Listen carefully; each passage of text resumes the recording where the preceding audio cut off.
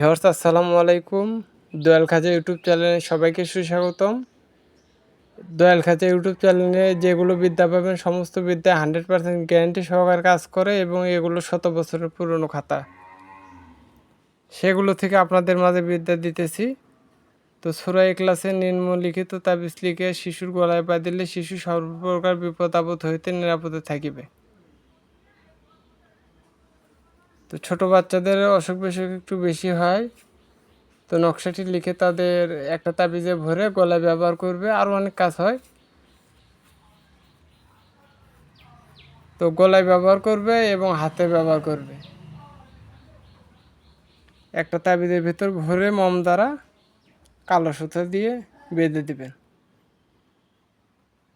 মাফ করার মালিক আল্লাহ, উসিলা আমরা। তো সবাই ভালো থাকবেন, সুস্থ থাকবেন। আসসালামু আলাইকুম।